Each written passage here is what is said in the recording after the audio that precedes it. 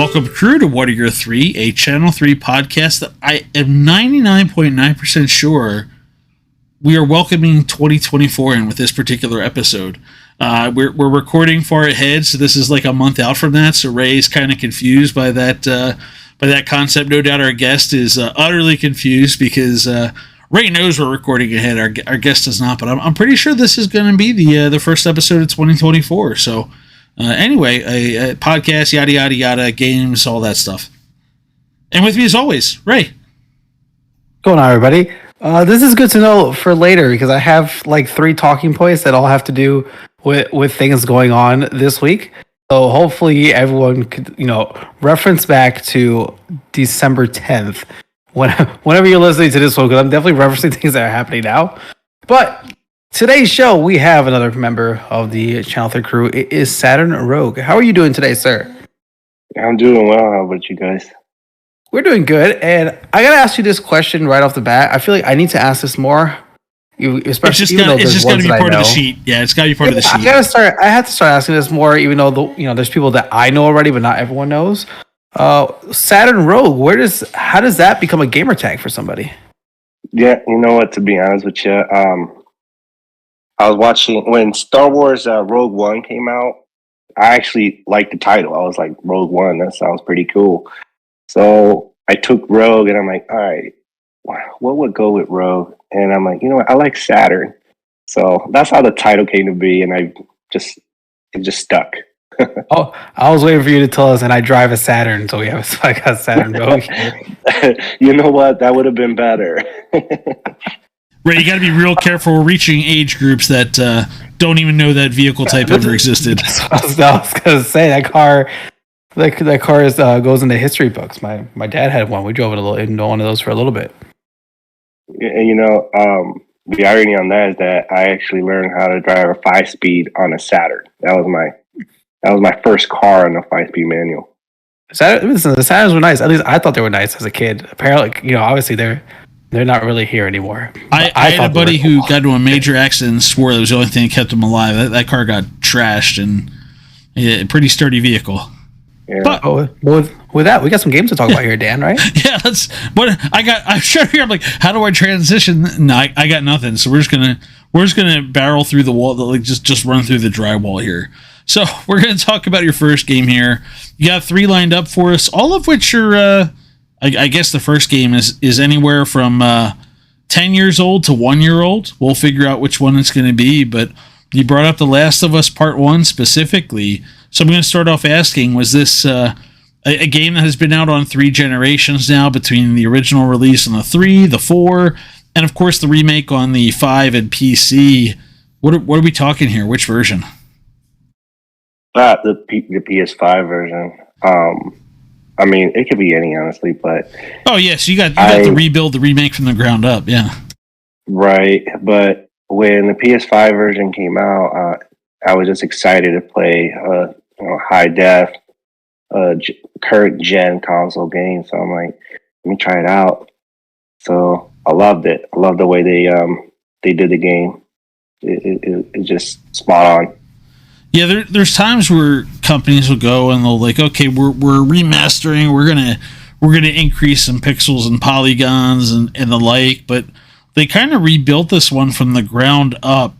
PS5, it worked out pretty well for. PC had a few hiccups, as I understand it, but I do have to check this out. I'm curious. I don't want to have to check it out somewhere else. I'm waiting for this to hit PS Plus and let me just check out the updated graphics as is, but. Ground up rebuild, but the first time you're taking a crack at it, had you done Naughty Dog games before? Had you had any familiarity with the game, or is this just something where it was time? You had the PlayStation, it felt like a rite of passage. Is that what this was? No, I've actually had this game for the PS3 when it first came out. It's been a game that it's dear to me. It's a child game. When the PS4 came out and they did a remake or remastered, to the game for the PS4, I actually had to buy that, and I'm like, I got to try it out on the current gen. To be honest with you, I haven't opened it; it's still sealed.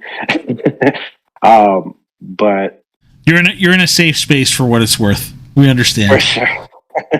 There are a couple games that I still have sealed. I'm like, I got to get to it at some point. But when when I finally got a PS5, and then when they announced the Last of Us Part One, I'm just like, I gotta get it. I gotta buy. I gotta play it on current gen, see how it looks, and it's just phenomenal. And I'm a little disappointed right now that because I have the Part Two for the PS4, that they just announced the Part Two for the PS5 version. I'm just like, okay, I just beat the game. I don't know if I want to replay it again.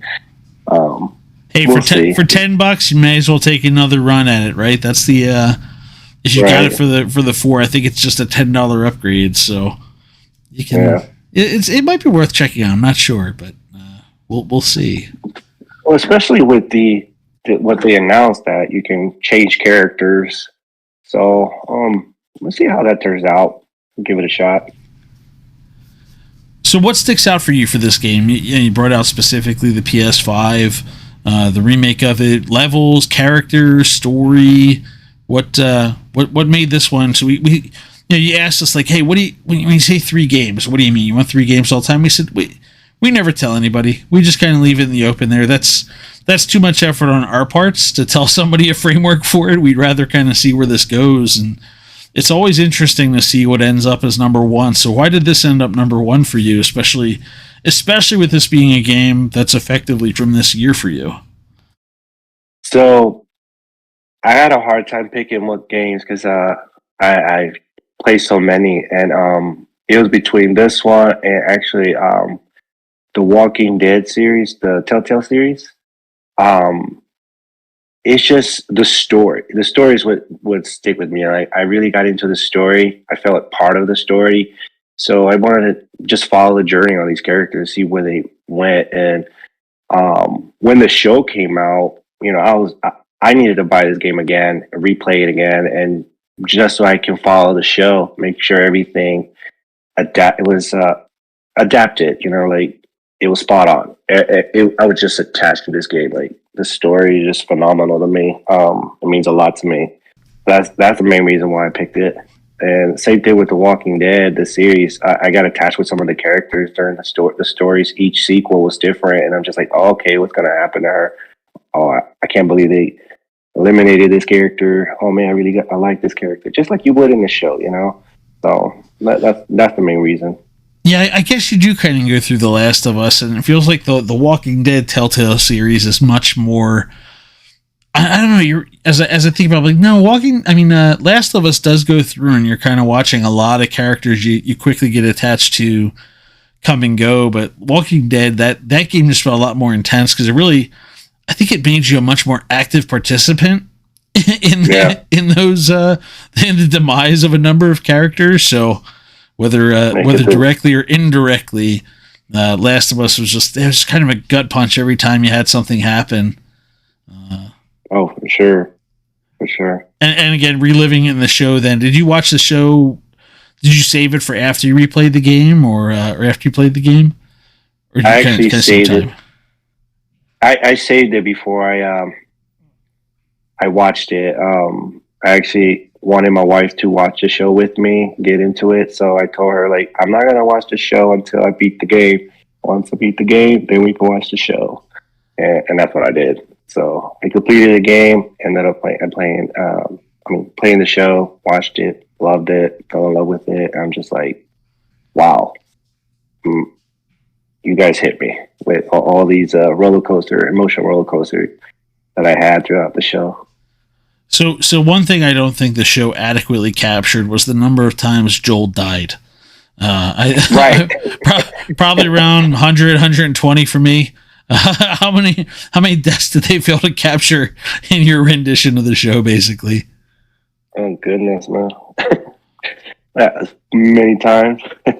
I got to say, the one disappointment we had, I mentioned I'm down in the greater Pittsburgh area. The game very clearly, that was the second episode, I think it is, or whatever it was of the show. And the game takes place in Pittsburgh. Like, they made it Kansas City because they can make that one a lot more generic looking up in Canada. Kansas City's bland enough. They could just sub some Canadian town in for it. But that was disappointing. We didn't get to see the Yinzers rise up in a tribal war. Oh, well. Maybe next time. I want to say the Super Mario movie captured Mario losing over and over and over again on his level. Just want to put that out there. Even though Last of Us won the best adaptation, Mario died in our movie. Are you taking shots? And over.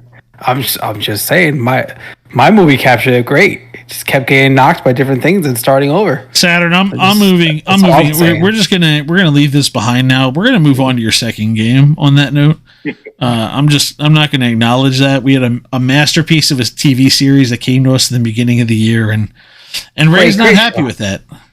Great show. Second all-time greatest animated movie. Just that's all I'm saying. Second all-time greatest. This isn't a discussion. Only behind Frozen. Behind Frozen. That's it. No, you see, you're saying don't say greatest. To a Disney powerhouse. Well, no, don't say greatest when you're talking about box office. Just box office and greatest don't always go hand in hand. If you'd like, we can have a separate half-hour discussion about this after the fact. Yeah, close. As we're coming out of a weekend where which presumably a masterpiece I'm waiting to see did take number one in the box office with 12 million, Ray, but that's another issue for another day.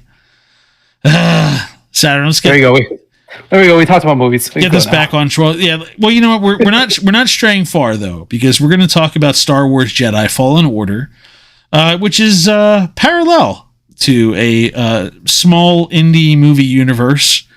You've been sharing your progress on this one though, Saturn. You've been making your way through this game. Again, as everyone will kind of figure out, we try and leave these mostly timeless, but you're gonna pin this one at the beginning of December, but you've been playing this one through actively right now. Is that correct?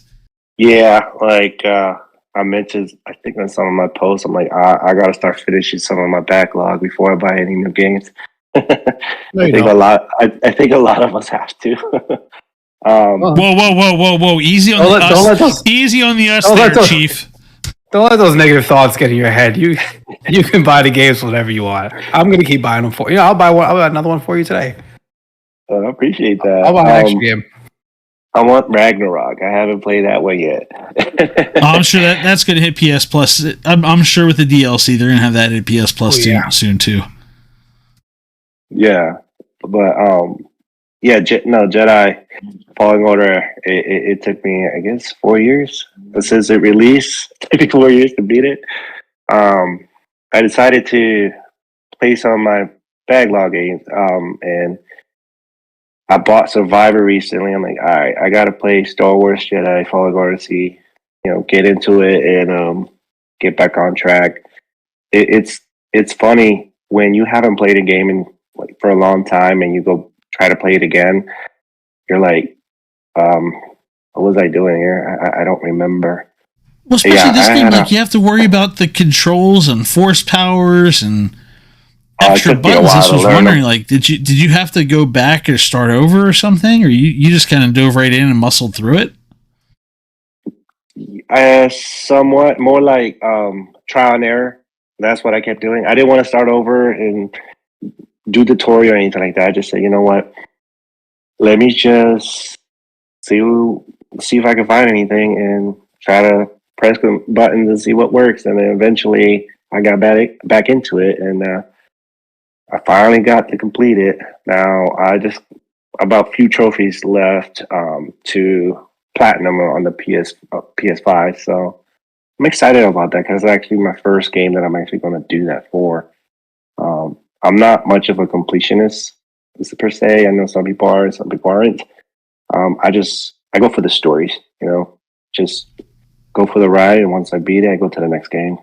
See, this was a game that I thought was painful for the collectathon. I'm impressed you're going for it, because that's where I think a couple of the trophies get tied up. Is trying to go collect the 852nd lightsaber hilt and the 422nd poncho. No, that was easy. Honestly, the Harry Potter Legacy was the one that's hard. I can't do that one. I gave up on that one. I'm trying to get all the trophies. I wanted to try on that one, but I'm like, oh, there's so many. Yeah, forget it. Too much for me. I'm just waiting. I'm just watching Ray's putting the wand back down. It's okay. I thought he was gonna start casting some curses here. We're good. You keep going. You're good.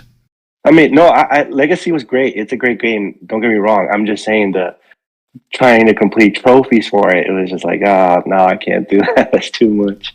There was some that I couldn't do it. I think they're making it a little easier on some of these platinums now. They don't have to play through like. I feel like they're settling down. Some of these games you had to play through like 3 times to get to the hardest mode and beat a new game plus, and take 2 separate paths in a story that you had to take a different action 2/3 of the way through the game. I think they're bringing it down a little bit more reasonable, a little bit more manageable.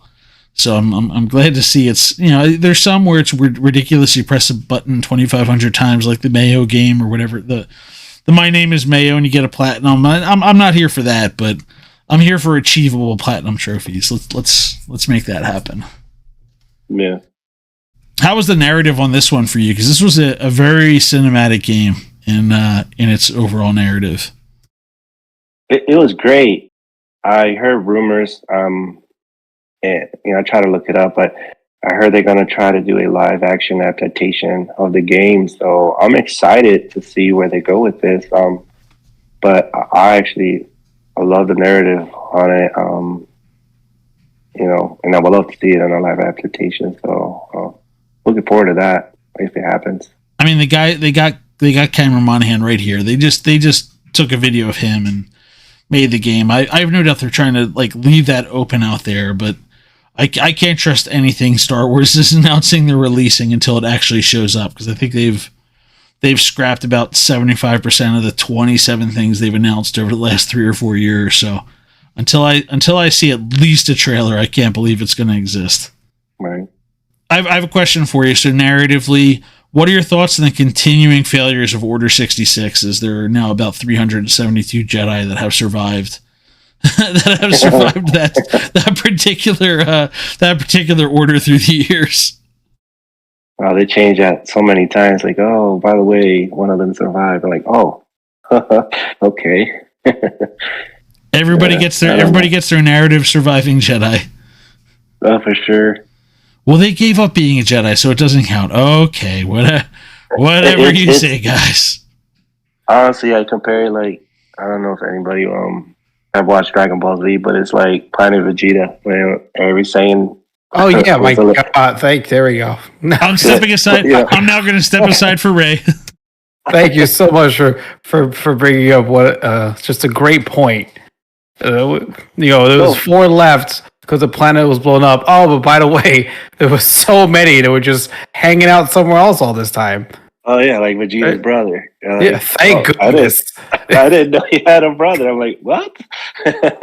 Oh yeah, I was on some planet. I'm married. I'm like, oh god. That's absolutely the exact same thing. It's a giant universe. We can't cover everything, obviously. For sure.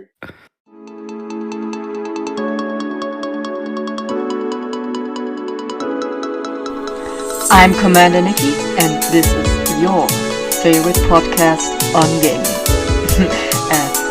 At least, I hope so. Hello, and welcome to the trailer of Nikki's Gaming Universe, the show where I, Nikki, will talk about all things gaming. Things such as different genres, soundtracks, music, art. Are video games art? Yes, they are. That's not up for debate. I will talk about my favorite games, gaming moments, gaming movies and shows, also different kinds of gaming media in general. From action-adventure games to zen-like casual games. Just everything I want to talk about when it comes to gaming.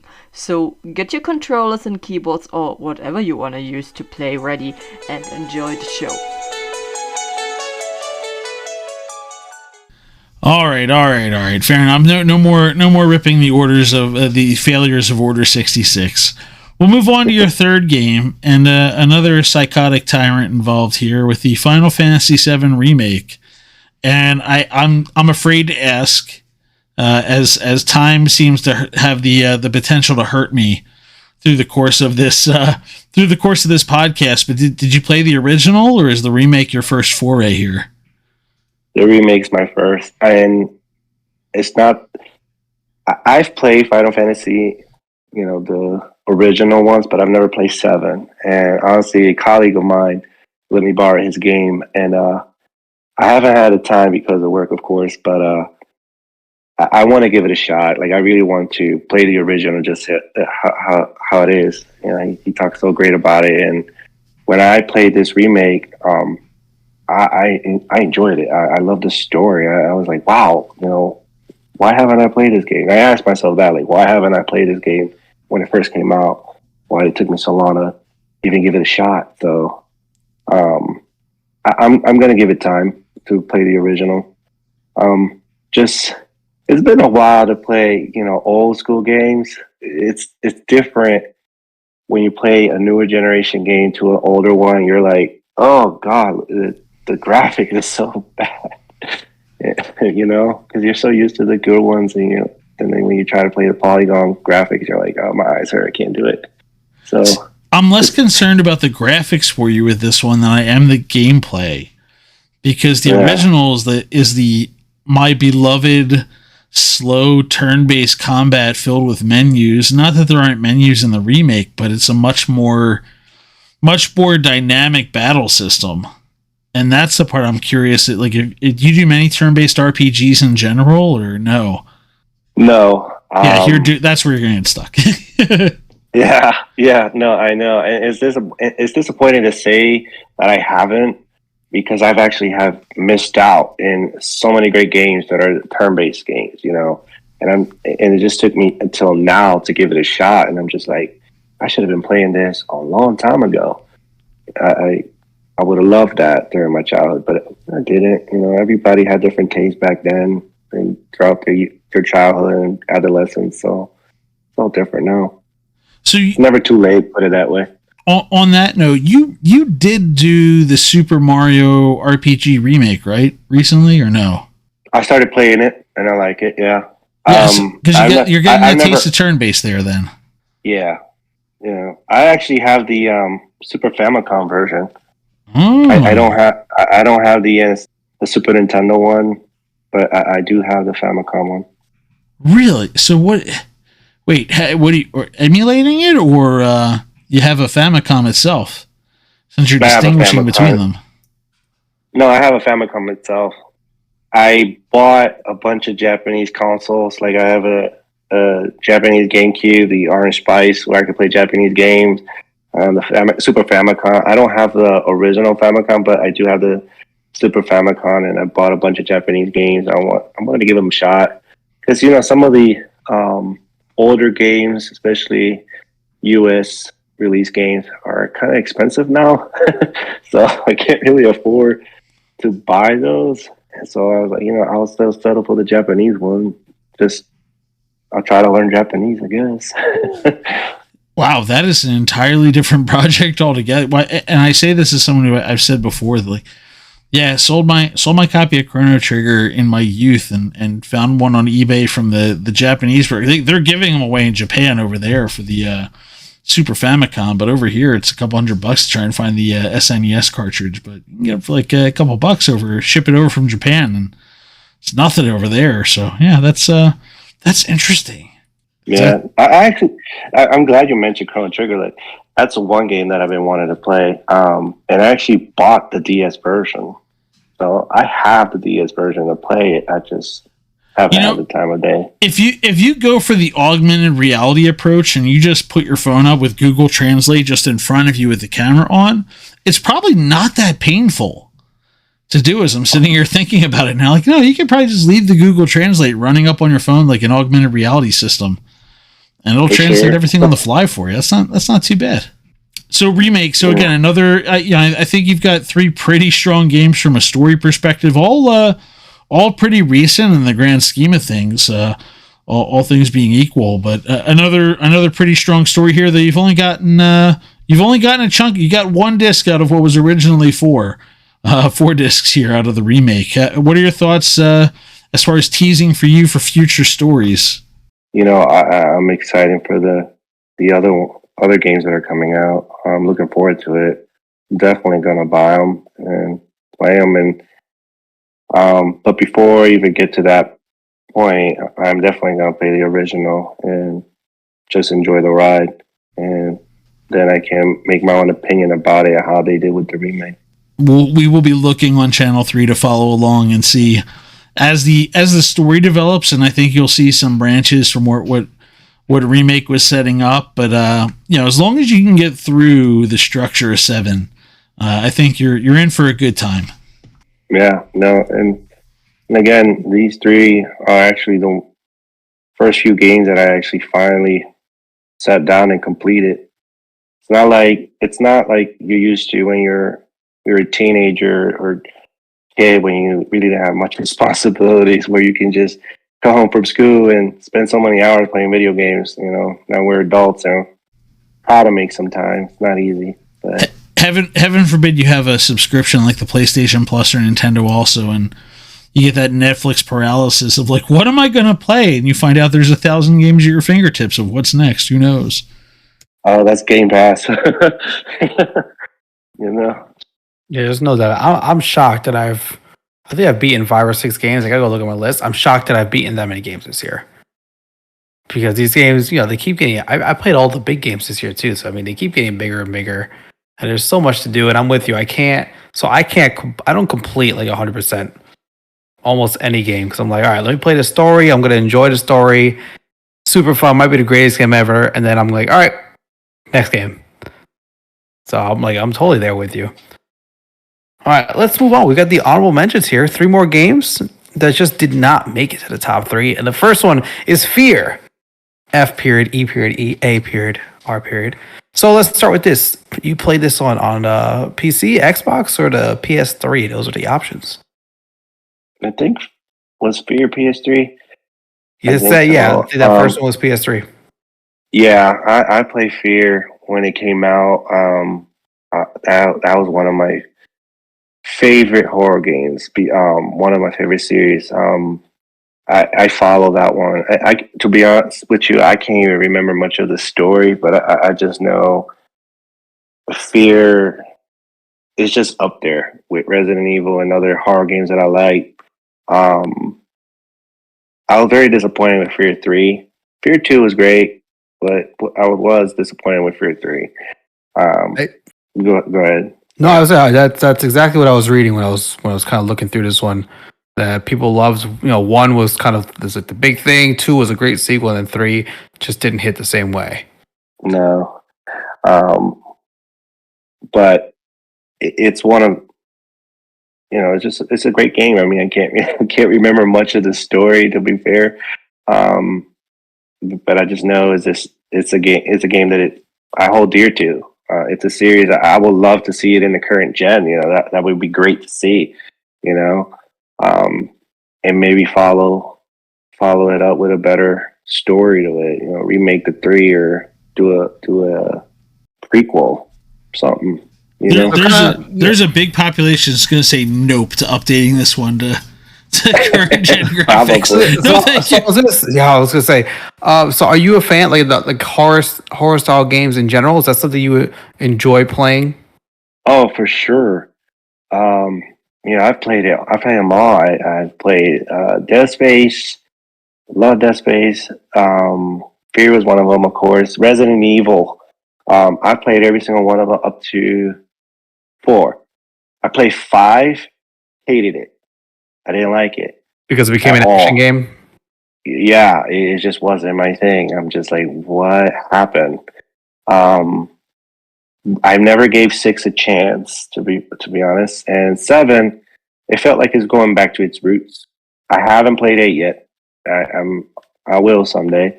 But one of my favorites for Resident Evil is actually 4. Will always be my favorite. It's top 10. So yeah, I was gonna say, listen, I watched a couple of the gameplay minutes today. I think I watched 5 minutes, and I'm not sure if I'm gonna be able to sleep tonight. I've said it before. The horror thing is not my thing, but I find it so funny because this game, it kind of has that psycho thriller part to it, and then it jumps to this first person shooter like bullet time action. It almost felt like they put 2 games together. It was Bullet Time, right? Bullet Time seemed to be popular. I was looking through that mid 2000s. It was, Enter the Matrix probably was kind of what made it popular. Fear, I was watching Fear had it. Apparently, Tony Hawk Underground 2, for those who remember, had essentially focus meter where you would slow everything down. Do you remember like kind of getting into that and like using those powers as you were going through the gunfights? I don't remember, to be honest. But yeah, I mean. I just have to intervene and address the Max Payne erasure by Ray. That's all. It was on the listen. It was on the list of games that I pulled up to. I just pulled 3. I put the original Matrix, kind of, that's what made it popular.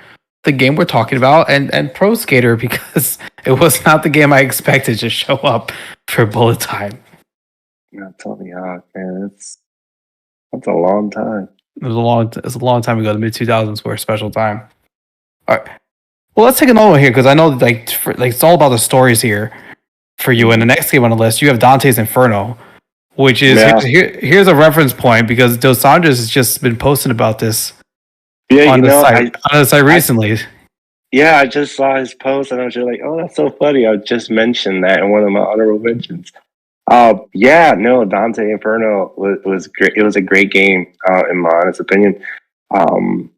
I was very disappointed it never came out with a sequel. I did read up that they had some DLCs I didn't know about, but I was I'm a fan of God of Wars. I love God of Wars. I played every single one of them, except for Ragnarok, of course. And when Dante Inferno came out, I gave it a shot. I wanted to try it out, see what kind of game it was, and I saw a lot of similarities with God of War, of course. And a lot of people say it's like a God of War copy game, but I thought it was its own story, its own game. It may have the same mechanic as God of Wars, but to me, it was just a total different game, and I enjoyed it. And very disappointed that it left us with a cliffhanger and there's no sequel. So I would have loved to know what would have happened in the next game, and unfortunately, we will never know. Yeah, absolutely.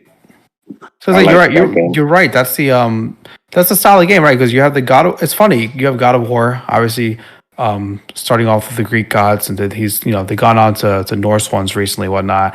But then you have Dante's Inferno, which follows more the path of Christianity and all that, for lack of a better word, lore.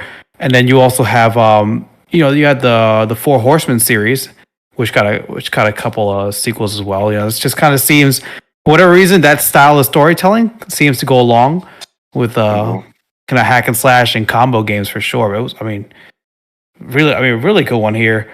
Do you remember, when you're doing the fighting, did you go with the fighting abilities, or did you, focus on the cross upgrades? How'd you kind of go about it? If I remember correctly, I think I wanted to upgrade everything that the character have. The first 2 games on the honorable mention are games that I played when I was adolescent. So I have a hard time remembering the games, how it was. But I believe if anything similar like God of Wars, I just wanted to upgrade my weapons, upgrade the character, see how stronger I can make it, and see how much things I can unlock. And I enjoyed it. You remember any strategy or rationales as to which souls you saved and which ones you condemned to hell? I don't remember, but I'm sure I didn't save many. I only bring this up because I've talked about this on other episodes of my like irrational feelings that like these fake characters are real. And so I can tell you right now, I don't think I condemned a single soul. Like they give you the story. I mean, they give you all the ones. Mary Magdalene shows up, and Judas is there, and all these souls, and you can forgive them. And every single one, I'm like, I know I can't. I can't be the one to kind of end it for them. I gotta save every single soul. My cross was upgraded. Man, there are some 20th century dictators really looking forward to having Ray judging them. I was telling you, I can't. In a video game, I was like, no, I can't. No, I'm sorry, I can't. I'll think about that all night. Oh goodness, you don't want to know what I've done with Fable 3. I made some bad choices, and my population was decreasing. Oh man, you remember playing through this more than once? Because you would keep your upgrades, and then you kind of have to play it again to kind of get stronger. This was before they called it New Game Plus. It was play expert mode essentially before they started doing that. If anything, like I am now, I think I just move on to the next game. I don't think I ever try to replay some of the old games, but I did buy it. I rebought it not too long ago, and I have a PS3. So at some point, I'll replay it again, give it a shot. It is one of the few kind of old games. I don't have a lot of old games at all. They've just kind of, they've gone away over time. It's one of the few ones I still have. I've got a 360 that I can still play it on from time to time. Ray's out here. We're just not Ray's. Saturn's out here with pulling the Bill Belichick on to the next week. Just on to the next game when he's done. That's it. On to the next game. Yeah. And on we go then to Godzilla on the PS4. 2015 Bandai Namco. It started overseas on the PS3. Came over to the West on both the 3 and the 4. We're in a strong time for Godzilla. I'm almost. I didn't get to drop anything on Final Fantasy VII. We get a multimedia drop here because Godzilla's having a year here between Monarch Legacy, Godzilla -1 these last couple of weeks, and Godzilla X Kong or whatever they're calling the one coming next year. Toho and Godzilla are out here. Yeah. So this game, I remember when Godzilla 2014 came out, and then this game came out. I paid no mind to it, and to be honest, but when my son got a little older, he was very into dinosaurs, and to me, the only way I can actually convince him to play video games with me is try to get something similar to dinosaurs. So I tried Jurassic World Evolution. Not a very great game for a small child, so I'm like, all right, let me try something else. And I ended up getting Godzilla a couple years later after its release, and gave it a whirl. He loves it. The way the Godzilla, the kaiju, is just destroying buildings. I'm like, I don't know if this is appropriate, but at least he's playing video games with me. So my son loves Godzilla, and he and I actually been playing this game time to time, trying to unlock every single kaiju in the game. I know this game didn't get very well reception. It's been criticized many times, the type of gameplay it is. But honestly, it's a fun game. I enjoy it. There's not much of a story, of course, but just be able to unlock these different characters and different I can't remember what it's called. It's different unlockable achievements that they have from different movies, from different times, from like 1954 or 1970 Godzilla movie. So just unlocking these with my son, it's a lot of fun. So I honestly would have loved to see a newer version of Godzilla, a newer game, especially with the upcoming movies that are coming out. Each movie that we watch, and I watch it with my son. I'm actually watching Monarch Legacy with him. A few episodes we're in it. We're enjoying it, and I will have, like I said, I would love to see a new Godzilla game. I don't think Godzilla gets a lot of recognition as much, in my opinion. Not a lot of people talk about it, but it would be great, to see it in the current gen or future generation consoles or PC. See where it goes. Yeah, the good thing is you got Godzilla coming from two different Toho's behind it all, but you got the deal in the U.S. and you got the deal. They're allowed to make them again. They take 8 years off after the 2014, but they're back making their own now. So hopefully a video game will be in the works then, since you're getting kind of this multi-monster fronted piece here. And I remember I had to look up what the Godzilla game I remember from the Nintendo was. There was a Godzilla Monster of Monsters game I remember from the Nintendo. Of course, Rampage also has been there, but Godzilla has steadily been there through the years, so they got to do something here for the current gen stuff now. Hey, Toho had Godzilla Destroy All Monsters, another poorly received game. Those people don't know what they're talking about. That is a quality 3D fighter game. and they brought another one out, I'd be all in on it. Not every game. Yeah, not every game has to be like Elden Ring or God of War Ragnarok or Baldur's Gate 3. We can just have some dumb fun smash the buildings action. All right, give me a 3D fighter again. I love Destroy All Monsters. I played that thing on the GameCube. Oh man, that was just a good time playing that one for sure. All right, so now we look to the future. One game you are looking forward to, and it is one that the name has been officially changed: Dragon Ball Z Budokai Tenkaichi 4, which is officially Dragon Ball Z Sparking Zero. It's going to be out on Unreal 5 engine. Looks amazing. We just had a trailer for it on the Game Awards. So tell me, obviously you brought up Dragon Ball Z, so I have to assume you're a fan. Have you played?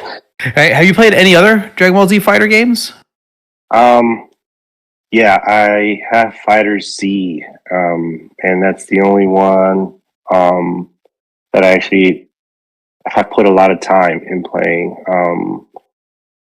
I don't remember much if I had any of the older games, but when I saw the trailer for the new one, I was excited. They almost look similar like Fighter Z, because I actually love the gameplay, the game style, the graphics of Fighter Z. It's just, I don't know, I just that style of gameplay reminds me of the older games that we used to play for fighting games, like the Street Fighter versus was it Marvel versus Capcom? Marvel vs. Capcom, yeah, very close to that.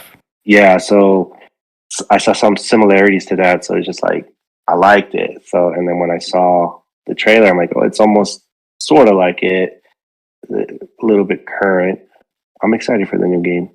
Yeah, I will tell you, it's a bit of a different style of the Tenkaichi. Definitely, the Fighter Z is definitely a faster game.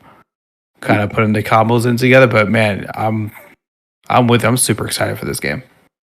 Yeah, and I show my 4-year-old the trailer. He's excited, like, "Oh, Dad, I'm gonna play your childhood game." I'm like, "Oh yeah, you will." We're excited for that. Oh man, that's awesome. It is like, it's just gonna be a super colorful game too. So I mean, little kids are just gonna love watching for that. They don't even need to know a thing about it.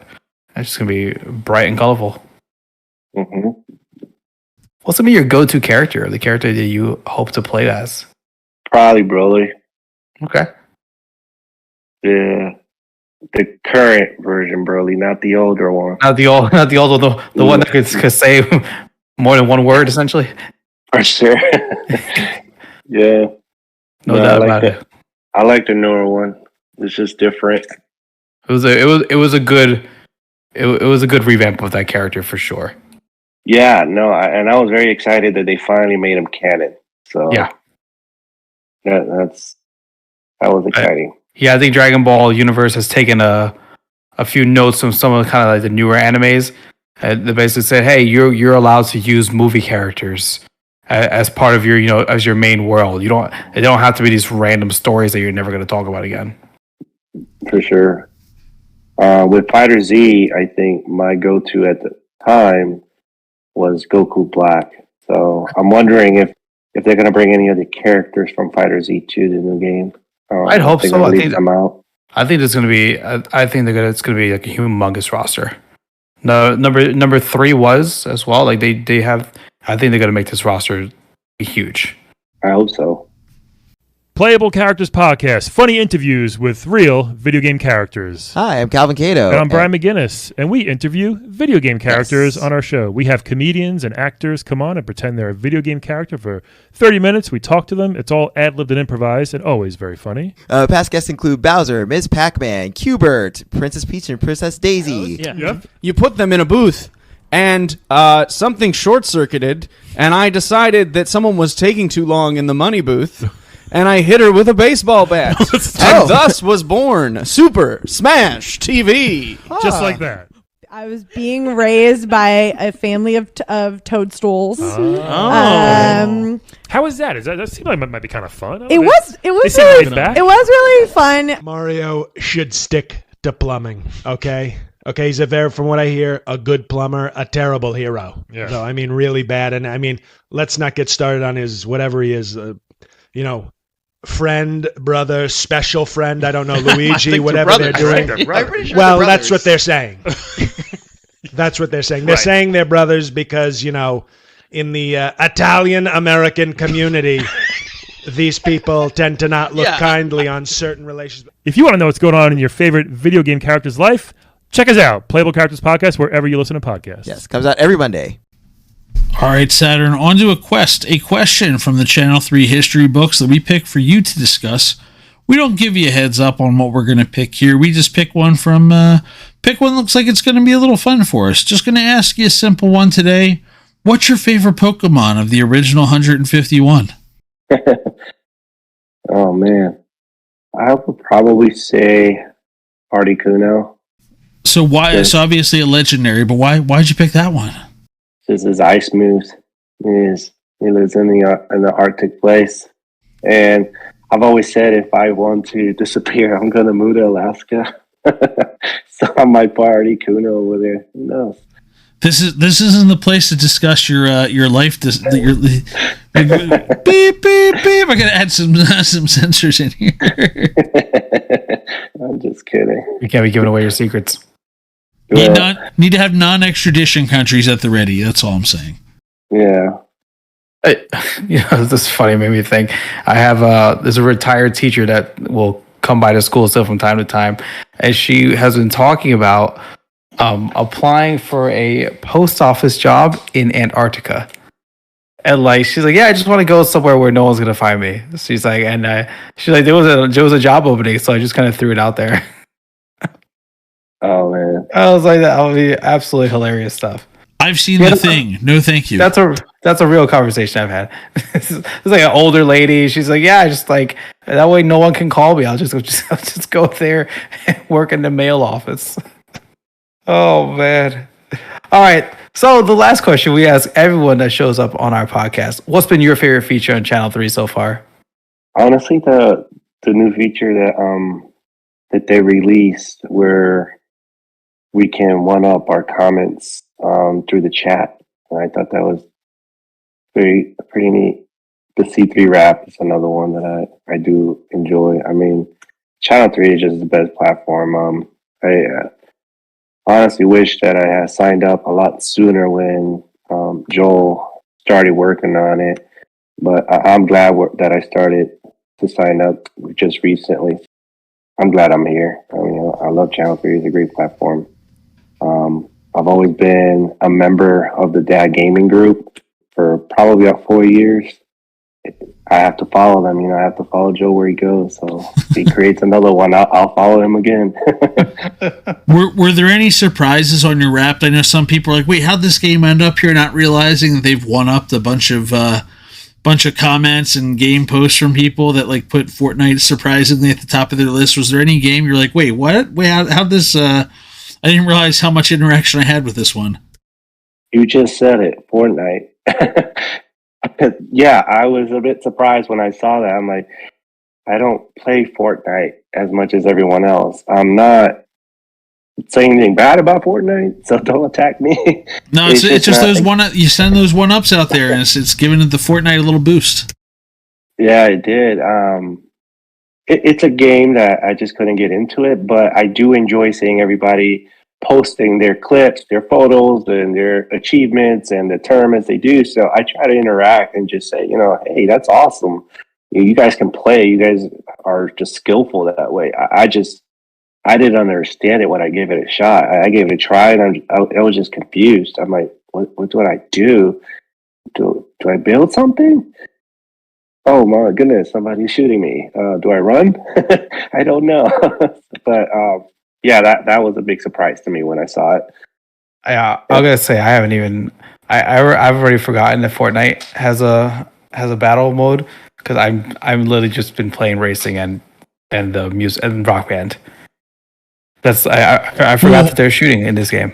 I don't know how there's not an army of attorneys heading to Fortnite this weekend between them just copying the harmonics setup for because they own them. I looked it up. It's Rock Band. They own it. Do they own Mojang or whatever the Minecraft company is too? Because my God, that one, no. That one, no. I don't know how Minecraft doesn't have an army of attorneys swooping into Epic's offices right now. It's the absolute same thing. Yeah, that one for sure. But no, they own this is Rock Band. That you can plug in the old guitars. They work. I've watched people play with them. Oh no. Mm-hmm. Yes, you can. No. I'm literally looking up if I get a gift card as a Christmas gift, I might just go to Walmart and buy a guitar. It's like $80. It's not something's awakened in me. Dan, I'm telling you, no, I've been playing, Dan. I've been playing. I'm on a keyboard. I can do it on the keyboard. They have a 4-button setup and a 5-button setup. Basically, that's the difference between hard and expert. But if I had a guitar, I'd feel so much better about it again. I don't think I think they have plans. I don't know the drum that won't work yet, but I think they have plans to kind of make you be able to have you link in all your old equipment. I got 2 guitars right over here ready to go. That's all I'm saying. I'm telling you, it's some crazy stuff. All that to say, we have made it to the end of another What Are You 3 podcast. Saturn Rogue, thank you for being with us. You can find the podcast at sc3.gg/podcast, dropping every Wednesday morning at 3:33 a.m. Eastern on all the major platforms, including Spotify, Google Podcasts, and Apple Podcasts. I'm Ray. Dan Tucker puts this all together. And for our executive producer, Joel Willis, have a good day, everybody.